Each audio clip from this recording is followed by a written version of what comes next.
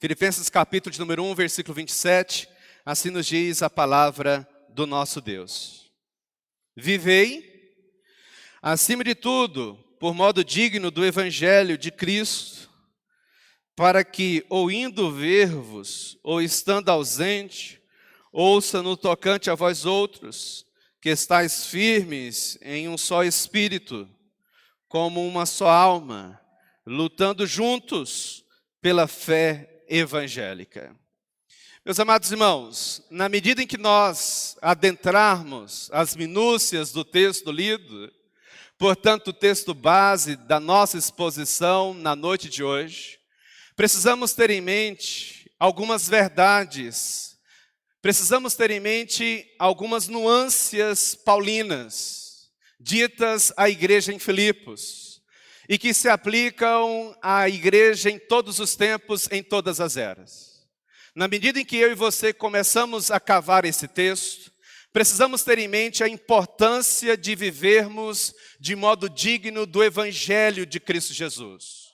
O Evangelho de Jesus Cristo precisa fazer sentido na nossa vida, em todas as nossas esferas, em todos os setores da nossa existência. O Evangelho de Cristo Jesus, em nós e através de nós, sendo descortinado diante do mundo que está diante de nós. E também na medida em que eu e você formos cavucando o texto, precisamos ter em mente que é extremamente importante, uma vez que o Evangelho está trabalhando em nosso homem interior, em nosso ser interior, é extremamente importante que eu e você sejamos instrumentos de promoção da união e não da desunião. Vivemos dias marcados por intensas oposições e neste aspecto dias muito similares aos dias vividos pelo apóstolo Paulo pela igreja em Filipos. E o apóstolo Paulo vai nos mostrar na leitura do texto, no texto indicado mais precisamente, que uma das armas utilizadas para contrapor a oposição à fé cristã é a promoção da nossa união, acima de tudo, com Cristo Jesus, e que vai reverberar na nossa união com os nossos semelhantes em termos humanos, em termos de irmãos na fé. Na medida em que eu e você formos adentrando ao texto, precisamos também ter em mente que o Espírito Santo do Senhor, Ele é ou Ele será sempre o nosso ajudador seguro, verdadeiro. No final das contas, eu e você não conseguiremos por nós mesmos sermos promotores desta união a partir da nossa correta relação com Cristo, se o Espírito do Senhor não estiver agindo em nós, promovendo estas benesses celestiais. Dito isto, convém que eu faça uma recapitulação da exposição anterior, pois o versículo 27 é nada mais, nada menos do que um desdobramento daquilo que nós vimos no domingo passado. No domingo passado, nós analisamos Filipenses capítulo de número 1, versículos 22 a 26. E pensamos o texto indicado a partir da seguinte temática: Paulo e a sua libertação futura. A tensão entre o desejo de continuar vivo e o desejo de morrer. É como se o apóstolo Paulo, na altura dos versículos 22 a 26, fosse ou fizesse um amarramento de um bloco de argumentos, em que ele passa a mostrar o Evangelho na sua vida. O Evangelho na sua vida passada, o Evangelho na sua vida presente e o Evangelho que ainda seria vivenciado por ele no seu futuro. Na altura dos versículos 19 a 26, o apóstolo Paulo está olhando para o seu futuro. Ele vai amarrar esse bloco de argumentos nos versículos 22 a 26. E com base no texto indicado, 3 verdades foram apreendidas naquela noite. A primeira delas, Paulo acreditava em sua libertação futura a despeito da tensão entre o desejo de viver e o desejo de morrer. Onde é que isso está no texto? Versículo de número 22.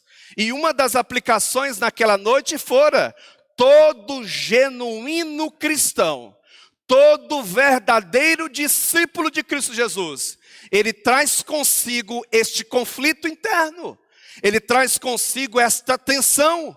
Uma hora o desejo de continuar vivo, servindo a igreja que não é nossa, a igreja que é de Cristo. O desejo de continuar vivo, servindo ao Senhor Deus, servindo a sua igreja. Mas também, simultaneamente, o desejo de morrer e estar com Cristo nas regiões celestiais. Todo genuíno cristão vai trazer consigo um senso do seu chamado, um senso de suas responsabilidades, um senso de suas vocações. E aí mora esta tensão, o desejo de continuar vivo para continuar colocando em prática a nossa chamada, a nossa vocação, mas também o desejo de morrer e estarmos com Cristo para todos sempre, livres ou libertados das nossas lamúrias, dos nossos tormentos terrenos, das nossas adversidades que caracterizam a vida neste tempo. Dentre tantas verdades, alguma coisa em torno disto destacamos no primeiro ponto no domingo passado. Segundo lugar, Paulo acreditava em sua libertação futura, pois encarava a morte como uma preferência pessoal. Versículo de número 23. Ele deixa transparecer na altura do versículo 22 que havia uma tensão em seu coração. Mas se ele pudesse por si mesmo escolher, preferencialmente ele escolheria a morte. Por quê? Porque Paulo não tinha medo de morrer. Paulo estava certo de que a sua morte não significaria a cessação da sua vida, não significaria o transportar de sua vida para um lugar de tormento. Pelo contrário, Paulo olhava para o seu futuro, a despeito do seu tempo presente angustiante, com otimismo, mesmo em face das incertezas, se continuaria vivo ou não, porque no final das contas, ele não tinha medo de morrer. E dentre tantas aplicações naquele último domingo, uma delas sobressalente foi: como você encara o dia da sua partida? Como você lida com a morte? E isto é algo inevitável para todos nós. Eu cumpro o dever, na noite de hoje, de relembrar a todos que aqui estão presentes e a todos aqueles que conseguem me ouvir por meio dos meios de comunicação de massa, internet, YouTube, coisas do tipo. Nós iremos morrer. E nós precisamos nos preparar para o dia da nossa partida. E este dia poderá chegar para todos nós, a qualquer momento, a qualquer instante. O apóstolo Paulo conseguia olhar para o seu futuro com otimismo, porque no final das contas, ele estava certo de que a morte não significaria o seu fim, mas o transportar da sua vida para uma outra esfera de existência com o seu Senhor nas regiões celestiais. Alguma coisa em torno disto, o segundo ponto no domingo passado. E aí, em terceiro lugar, Paulo acreditava em sua libertação futura, pois havia um motivo nobre para continuar vivendo. Versículos 24 a 26. Paulo, já nos ficara claro por que você preferia morrer. Mas por que, Paulo, continuar vivo, você entende que é algo que vai acontecer com você? Paulo estava certo de que, continuando vivo, ele continuaria sendo um instrumento nas mãos de Deus para a promoção do amadurecimento e crescimento espiritual da igreja de Cristo Jesus. Dentre tantas aplicações naquela noite, uma delas fora: qual que é o teu chamado? Qual que é a tua missão? Qual que é a tua vocação? Importa que eu e você tenhamos isto muito cristalino em nós, pois mais cedo ou mais tarde nós prestaremos contas àquele que nos conhece melhor do que nós mesmos, de todas as obras que nós fizemos. Pense nisto. Alguma coisa em torno disto nós destacamos o terceiro ponto naquela noite. E agora, na sequência, versículo de número 27, Filipenses capítulo de número 1. E eu quero pensar esse texto a partir da seguinte temática: vivendo de modo digno do Evangelho, uma vida coerente com a fé cristã. E aí eu chamo a sua atenção para um detalhe. Até o presente momento, versículo 26, o apóstolo Paulo argumentara, discorrera, falara, construiu argumentos sólidos, mostrando o Evangelho nele mesmo, enquanto discípulo, enquanto missionário, enquanto alguém vocacionado por Deus. Versículo 27 em diante, ele sai de cena e passa a mostrar o Evangelho vivenciado, ou que deveria ser vivenciado pelos crentes filipenses. E à luz do versículo de número 27, algumas lições importantes. A primeira delas: viver de modo digno do Evangelho, vivendo coerentemente com a fé cristã, é uma ordenança. Onde é que está isso no texto bíblico? Versículo de número 27, primeira parte. Olha como é que o apóstolo Paulo coloca isso. Vivei, acima de tudo, por modo digno do Evangelho de Cristo. E aí eu chamo a sua atenção para alguns detalhes desse texto. A primeira expressão que aqui aparece, uma expressão verbal, vivei.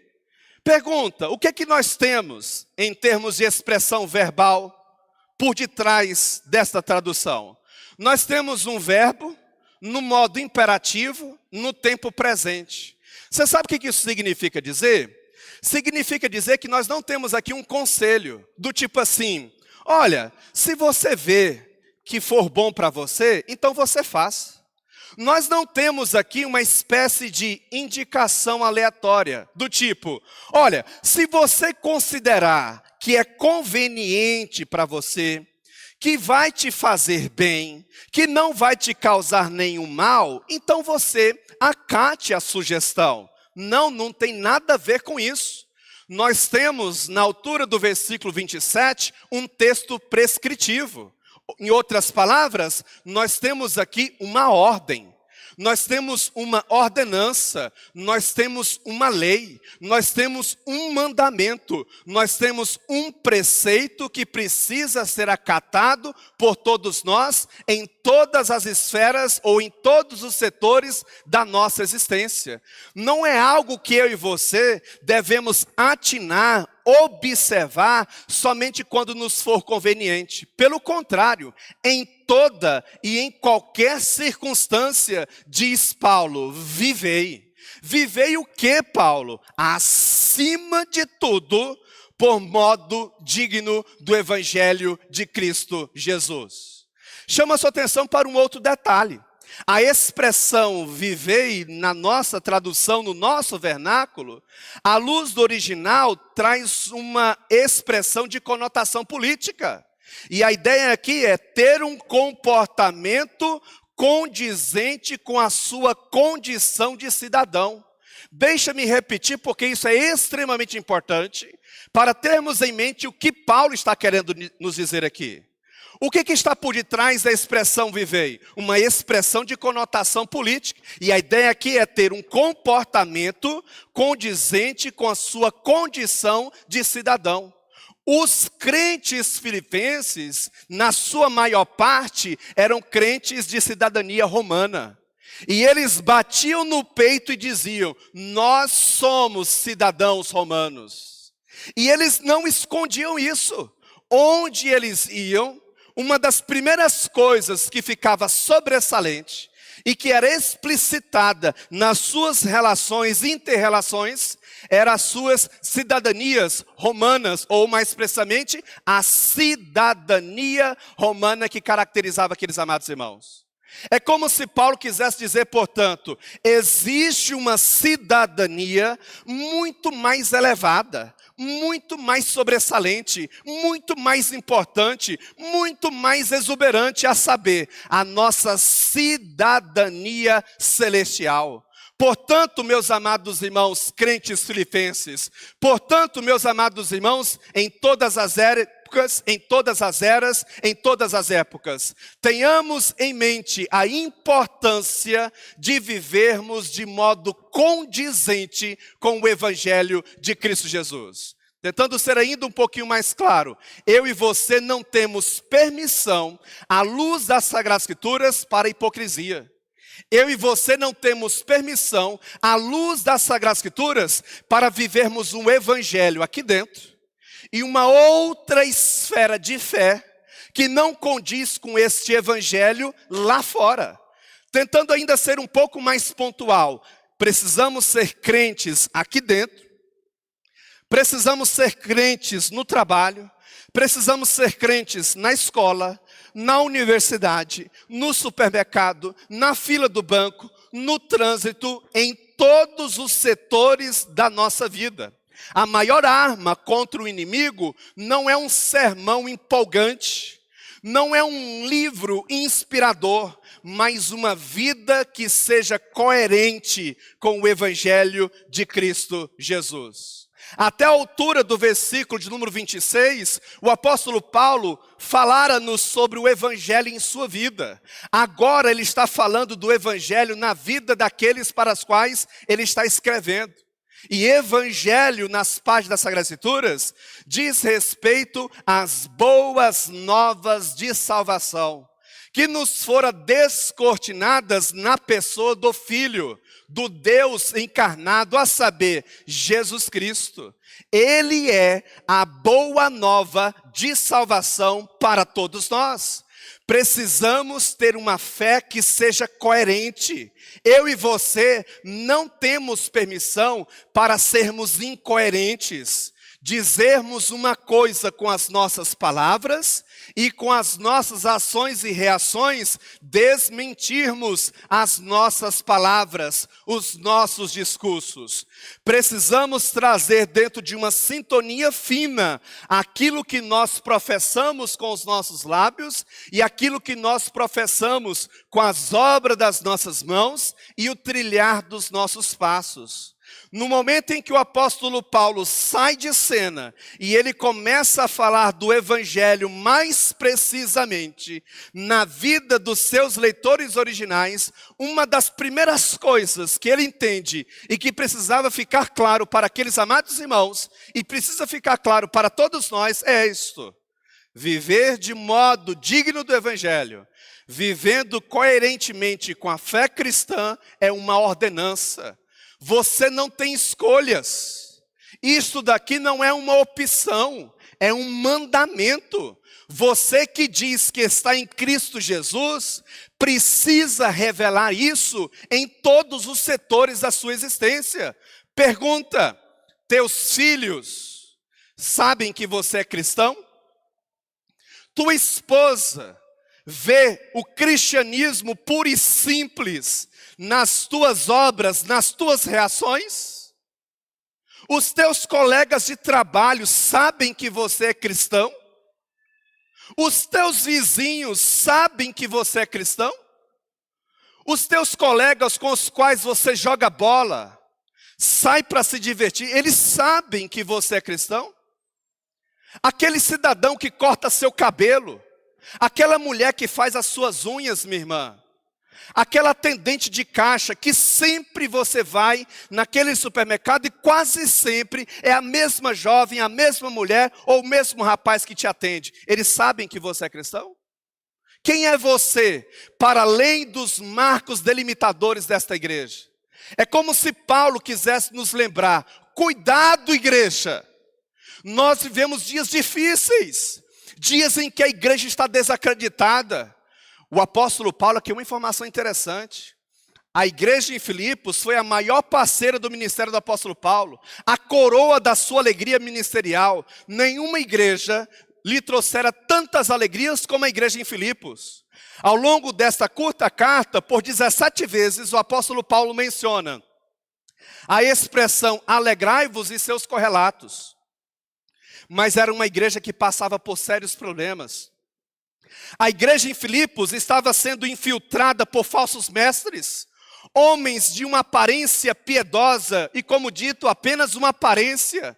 Não eram cristãos genuínos. E Paulo, portanto, vai alertar a igreja. Igreja, não se esqueçam de uma coisa.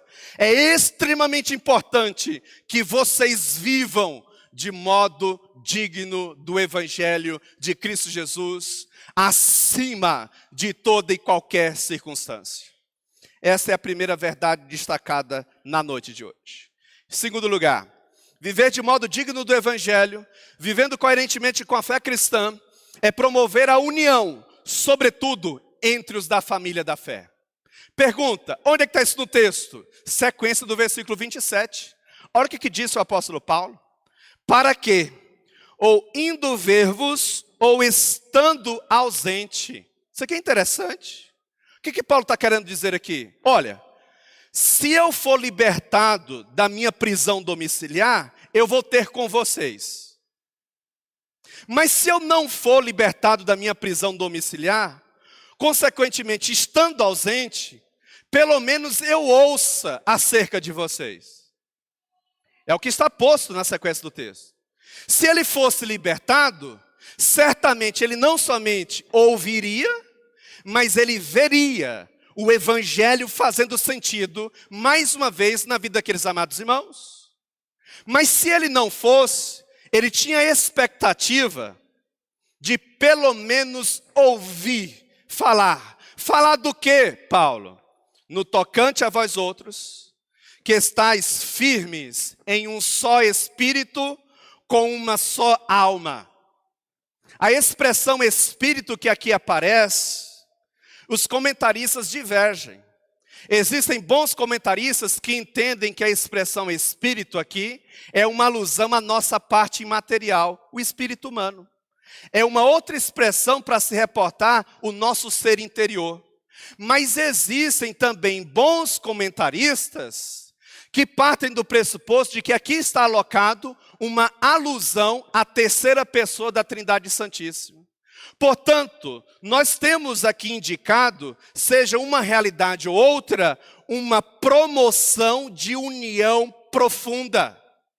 Não é somente uma união meramente formal, protocolar, política. Pelo contrário, o Evangelho de Cristo Jesus, quando ele faz sentido para alguém, quando ele adentra o coração do sujeito, mudando, modelando de dentro para fora, é inevitável. Este sujeito, esta pessoa, se tornará uma promotora da união. A expressão com uma só alma aponta para o quê? Para uma relação de unidade. E é isso que está posto no texto e salta aos nossos ouvidos e precisa adentrar ao nosso coração, nos mudando de dentro para fora. Pergunta: que instrumento é você? Você é um instrumento de promoção da união, sobretudo entre os irmãos da fé? Ou você é um instrumento de desunião? Quem é você? Você é movido pelas bestialidades do seu coração? Pelas tuas vaidades? Pelos teus orgulhos? Pelas tuas soberbas ou coisas do tipo? Ou tu és promovido ou tu és guiado pelo bom Evangelho de Cristo Jesus e, como uma consequência inevitável, um promotor da verdadeira união em Cristo Jesus? Olha a sequência do texto. Que estáis firmes em um só espírito, a saber, pode ser uma alusão ao espírito humano, mas também pode ser uma alusão ao Espírito Santo do Senhor. Particularmente entendo se tratar de uma alusão à terceira pessoa da Trindade Santíssima, portanto, o próprio Deus por detrás promovendo a nossa união em Cristo, na sequência, como uma só alma, lutando juntos pela fé evangélica. E aí eu chamo a sua atenção para um detalhe.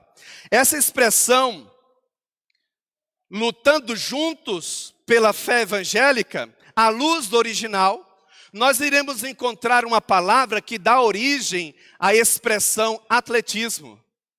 Tentando ser ainda um pouquinho mais claro, o apóstolo Paulo nos via como pessoas que competiam não entre si, mas que estavam juntos, lutando pelo mesmo ideal, tentando ser ainda um pouco mais pontual. Nós não devemos disputar entre nós mesmos, para vermos quem é mais forte, quem é mais valente, quem é mais sábio, quem é mais importante. No final das contas, independentemente do tempo de igreja que você tem, independentemente de quem seja sua mãe, seu pai, você, independentemente de qual seja o teu extrato social, aqui dentro, todos nós não passamos de ovelhas de Cristo Jesus.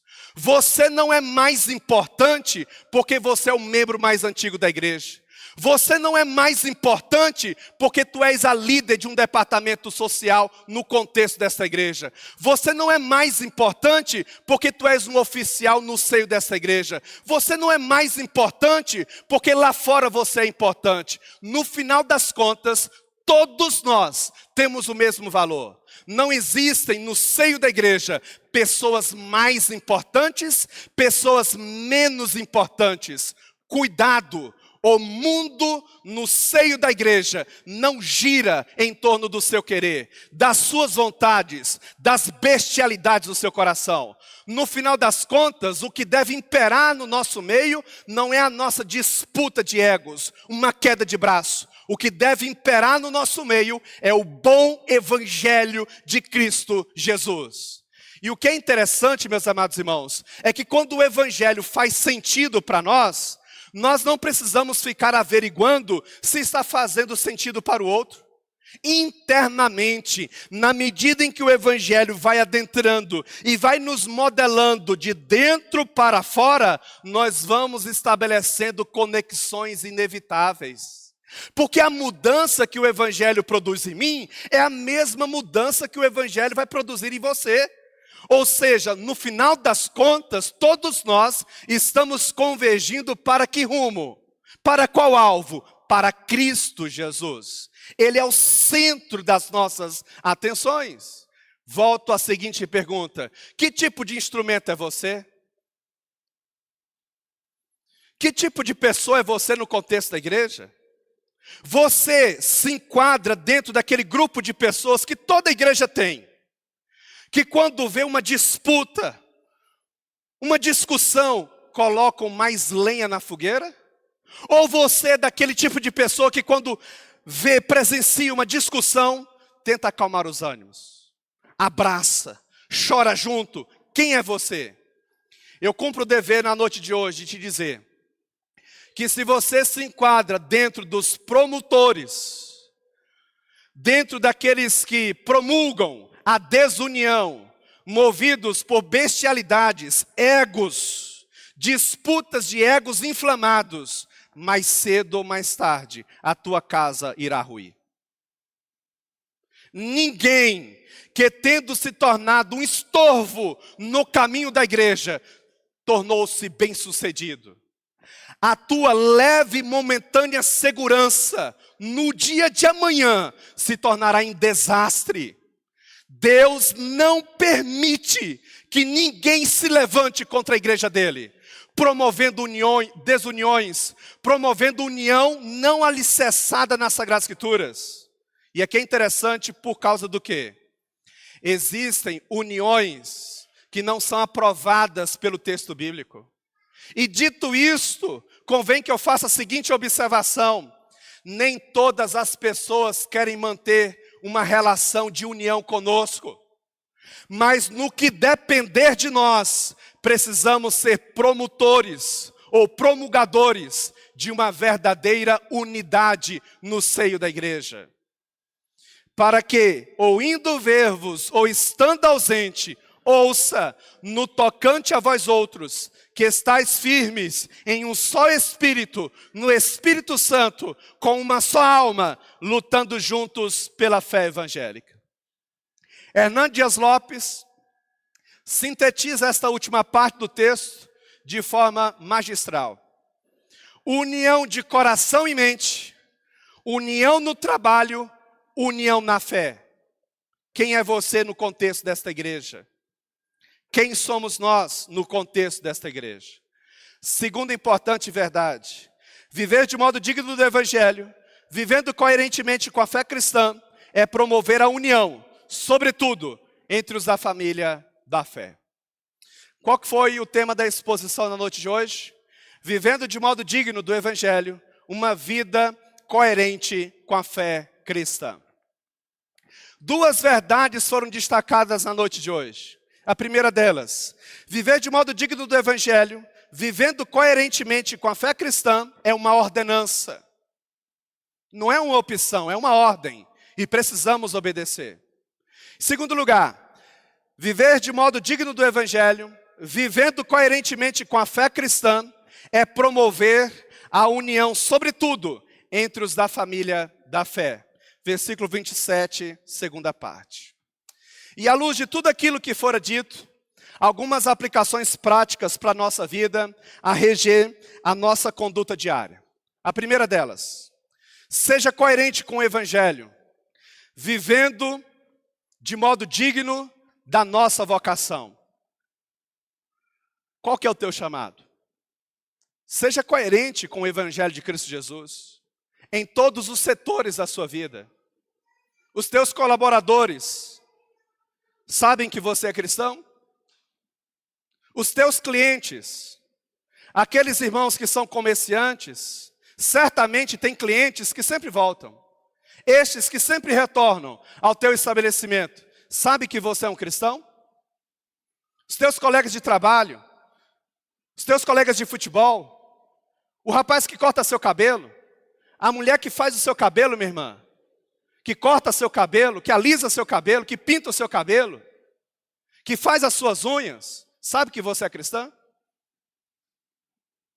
Segunda importante aplicação na noite de hoje: viver de modo digno do Evangelho é ser um promotor da união, sobretudo, entre os da família da fé.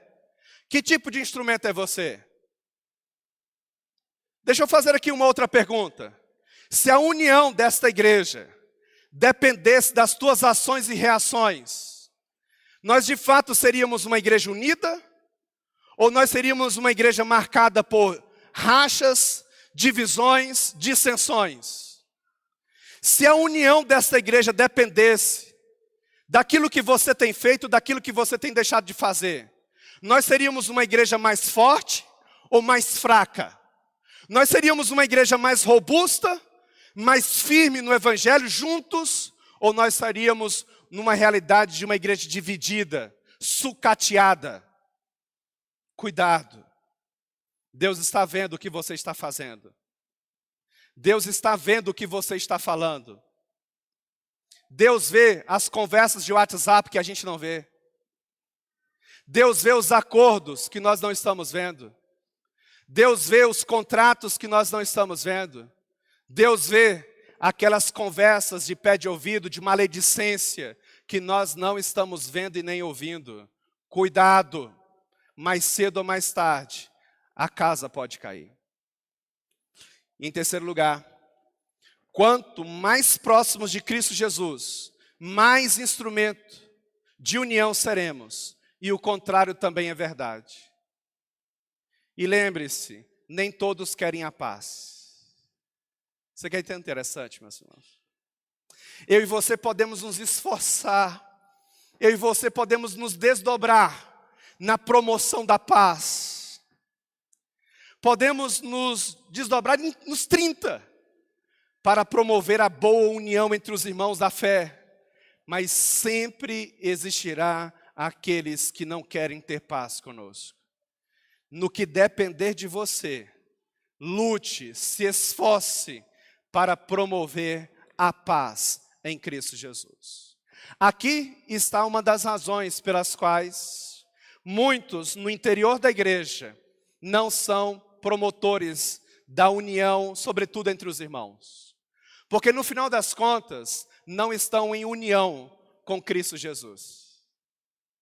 Somente aqueles que estão verdadeiramente ligados, jungidos à pessoa de Cristo, é que serão capazes de abrir mão de si mesmos para promover a unidade da igreja. Tem como trazer uma outra aplicação mais prática, pastor? Tem. Que eu e você possamos diminuir cada vez mais. E Cristo Jesus brilhar cada vez mais em todos nós. Que na medida em que você for se relacionando comigo, e na medida em que eu for me relacionando com você, possamos ver Cristo Jesus em nós. Nada além de Cristo Jesus. Vamos orar, vamos falar com o Senhor. Ó Deus, nós te louvamos, nós te bendizemos, engrandecemos ao Senhor, porque até aqui o Senhor tem estado conosco. Muito obrigado, ó Deus, pelo privilégio de ouvir a tua poderosa palavra.